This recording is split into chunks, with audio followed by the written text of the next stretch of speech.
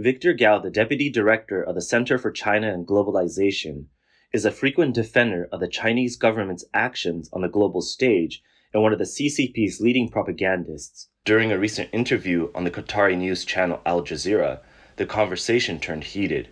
Despite Gao's confident responses and falsehoods, he struggled under the host Mehdi Hasan's relentless questioning.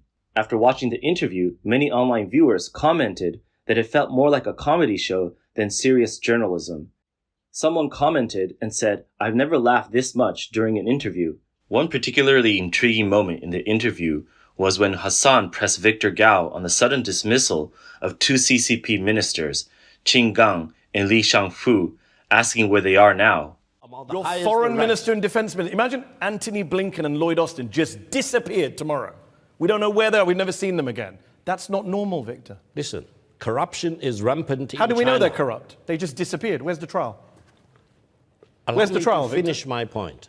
Corruption of all kinds in China need to be dealt with. So where's the trial? Mercilessness. So where's the trial? Where's the trial of the former foreign minister? We don't even know where he is. Mehdi, those things you don't know doesn't mean doesn't happen. Where is the trial for this man you're just accusing of corruption?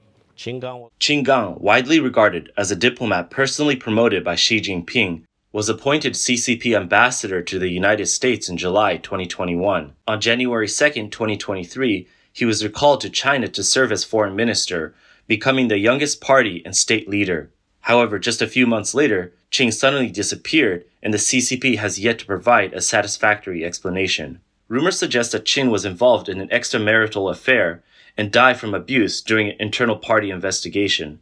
His tenure as foreign minister lasted less than 7 months, making him the shortest-serving minister in the history of China's foreign ministry. Victor Gao and Qin Gang have been close friends for 20 years. The host pressed further on Qin's whereabouts, criticizing the lack of transparency in the CCP's judicial process. Regardless of he's your good friend, you don't know where he is. Regardless where of the is the former foreign minister of China? position. This is not a hard question. We're not asking where Rehan's brother in the middle of Xinjiang is that you can dodge. Where is the former foreign minister of China who disappeared? And by the way, he wasn't accused of corruption. The spokesman came out and said he has health reasons. Then corruption came later, by the way. Where did he go, your friend? That means there is a process, and the process starts with one lie that he's ill, and then the next lie is he's corrupt. He may be ill. You never know. I mean, he's probably ill after he's been in a Chinese prison. He may be ill now. You never know. Exactly. But at least Qin Gang lost his job Victor, because of his corruption. Last question. That's the point. Where is he? He's somewhere in China. You will never see him.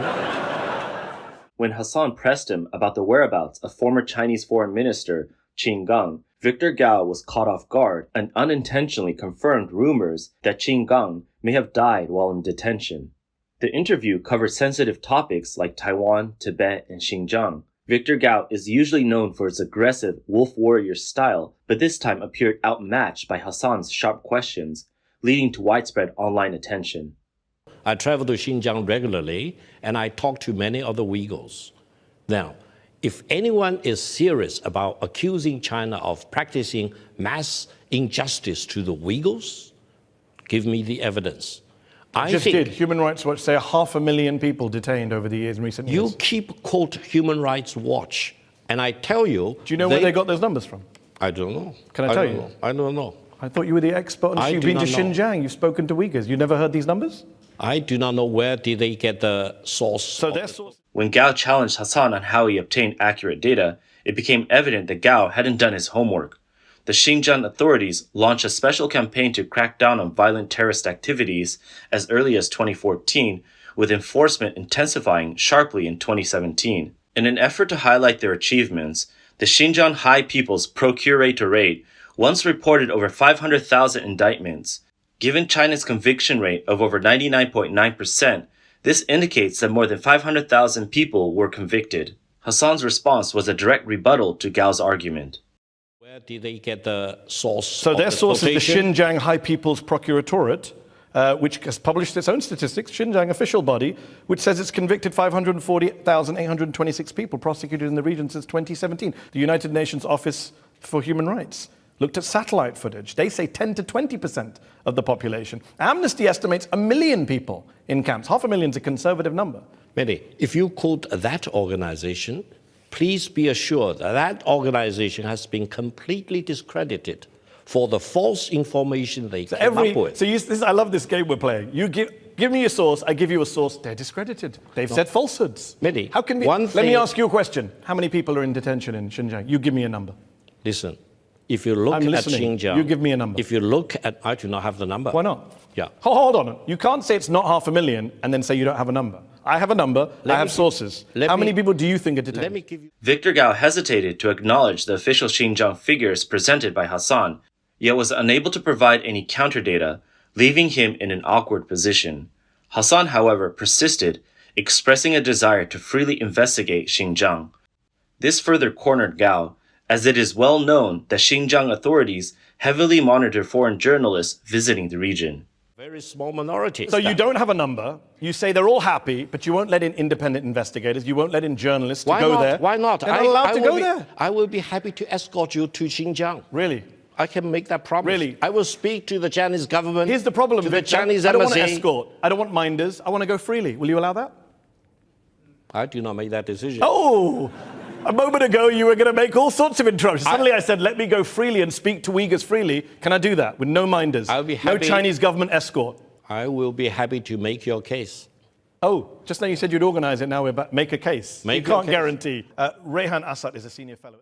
Under Xi Jinping's leadership, the CCP has carried out a sweeping crackdown in Xinjiang. Many respected scholars have been detained, including Ilham Tohti, a former professor at the Central University for Nationalities. Ilham Tohti was the one who founded the Uyghur online website and focused his work on income disparity and unemployment in Xinjiang. In January 2014, Chinese authorities arrested Tohti, accusing him of advocating for Xinjiang's independence online. He was sentenced to life imprisonment for, quote, separatism, unquote. Tohti's daughter, Jur Ilham, testified before the U.S. Congressional Executive Commission on China, stating her father was not a separatist and opposed violence. Following his sentencing, Tohti received international recognition, winning awards like the Penn Barbara Goldsmith Freedom to Write Award, the Martin Ennals Award for Human Rights Defenders, the Václav Havel Human Rights Prize, and the European Parliament Sakharov Prize. In the same interview with Hasan, Uyghur human rights lawyer Rayhan Assad shared her personal story. Her brother was arrested by the CCP in 2016 and remains in detention, facing a situation similar to Ilham Tohti. My brother Akbar Assad is a prominent tech entrepreneur. In fact, your own media outlet called him a bright star in the tech world. Right before his detention, he was invited on a state gala dinner, and then he disappeared. How could you explain that? Akbar Assad is a Uyghur tech entrepreneur, media founder, and philanthropist who has been recognized for his efforts in helping the elderly and disabled children. However, in April 2016, Akbar Assad disappeared and was later secretly sentenced by authorities to 15 years in prison on charges of inciting ethnic hatred and ethnic discrimination without any known trial. His family only learned of the sentencing in January 2020 after inquiries from several U.S. senators. My brother's been detained for 8 years. Well, I do not know the charge. I hope I can help you to really look at the case, at the accusation against him. Yeah, I hope your brother is not guilty of inciting for separatism of Xinjiang. Briefly. If that is the case, then let the law take its course. Well, your media outlet called him a model citizen who is a promoter of ethnic unity in Xinjiang. Have you been able to speak to your brother or see No, him? not at all. Like, for 8 years, he's forcibly disappeared. Up until last month, for the first time, my parents saw him. What kind of justice system is that? You're making a mockery You're not of just the rule of detaining law. them, Victor. They're being tortured. Numerous testimonies the UN has collected. Are you okay with that? Mehdi, when you talk about torture, think about Guantanamo Bay prisons. Oh, my word. Rather than in Xinjiang. Xinjiang is a place of great peace and stability. One of the defining tactics of Chinese propaganda is to deny all criticism of China while often pointing to issues in the United States. But unlike China, U.S. issues are often exposed by the media and subject to investigation. In contrast, the CCP hides its actions while promoting the narrative of peace in Xinjiang. Xinjiang is a place of great peace and stability. The, Then why the lock accounts, Xinjiang hold on, as a Victor, the separate accounts of country? detainees include being beaten with batons, electric batons, while strapped in a so-called tiger chair. 158, being subjected to interrogation with water poured on their faces, prolonged solitary confinement, forced to sit motionless on stools for long periods. This, you're okay with this? This is the proud China? Maybe, probably you are reading the case in Iraq committed by the American No, soldiers. I'm reading the UN report in August 2022 from detainees who came out of camps in Xinjiang. Your brothers and sisters, but these brothers and sisters you don't seem to give a damn about. How do you know any torture happened in Iraq out of interest? I know. How? I know for sure. How? I talked to the Iraqi ambassador in Beijing. Okay. He wept in front of me. And I'm He sure told me. Rehan's parents have wept, and you don't seem to care. And I hope you will tell your brother, be a staunch supporter of one China policy, be a proud I cannot Chinese tell him he's Uyghur, in prison. rather She than can't tell him because she can't speak to him because you Xinjiang deny away access, from Victor. China.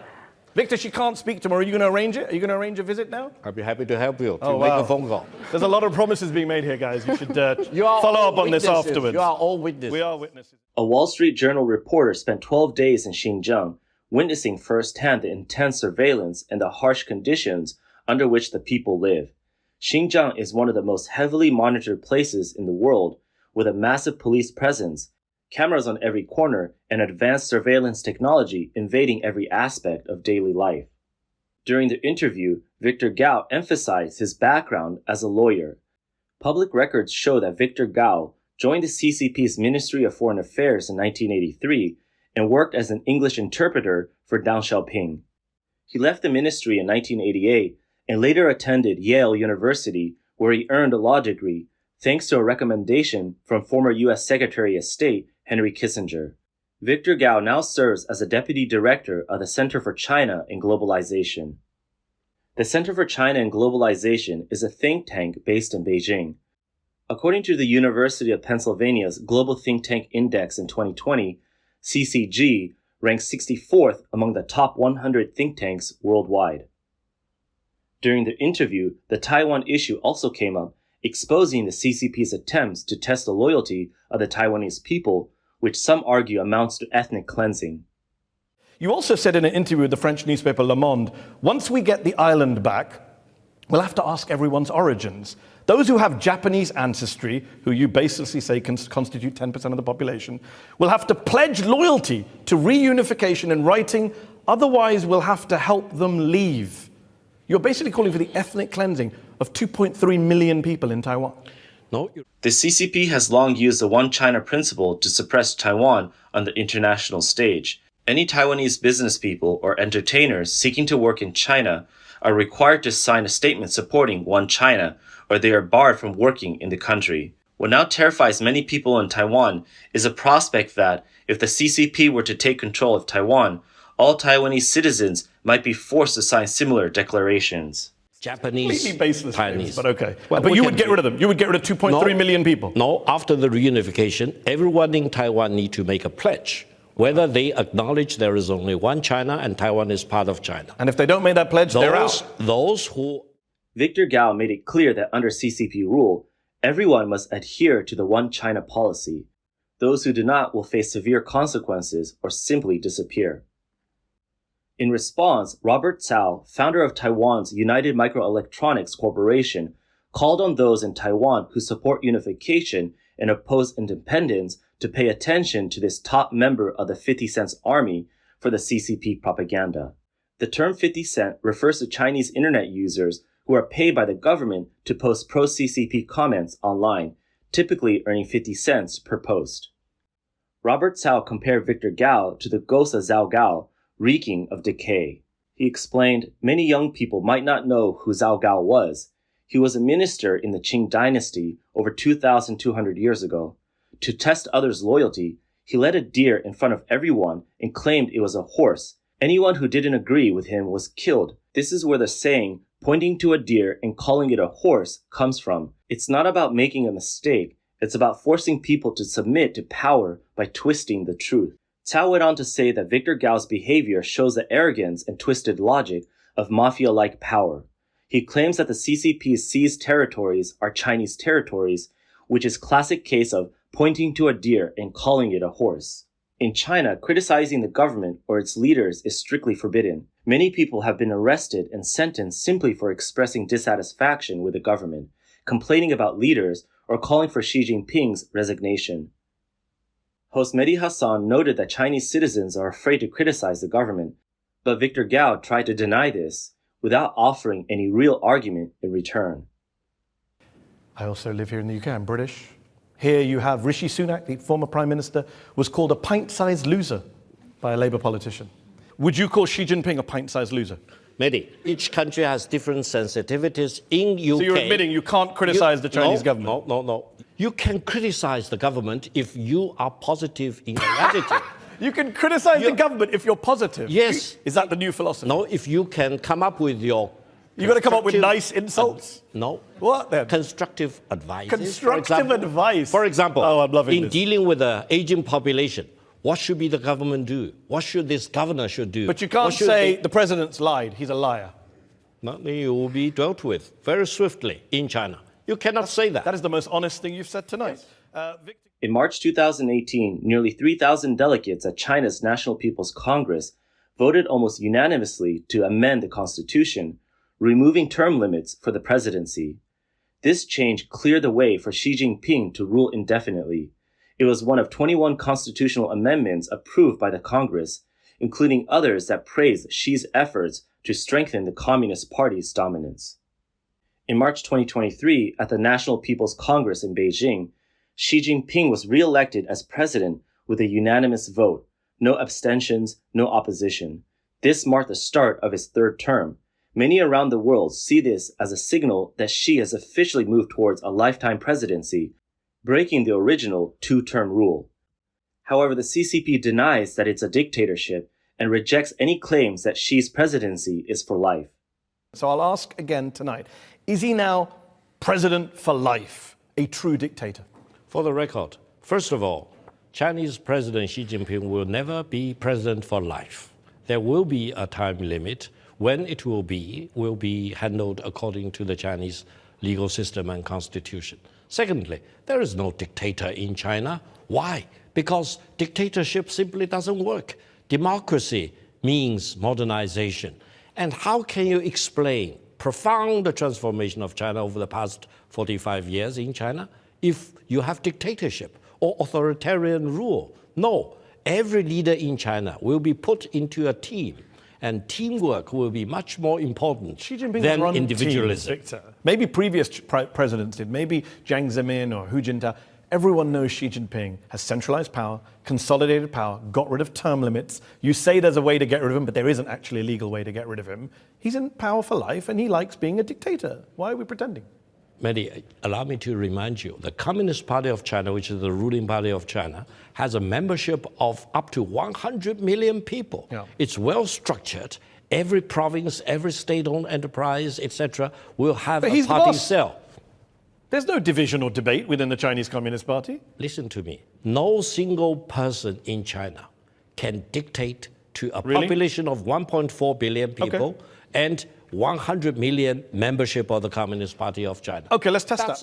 Victor Gao repeatedly emphasized that the CCP has over 100 million members and that China's leaders is elected by 1.4 billion people. But Mehdi Hasan, being well prepared, countered this by pointing directly to the results of last year's election.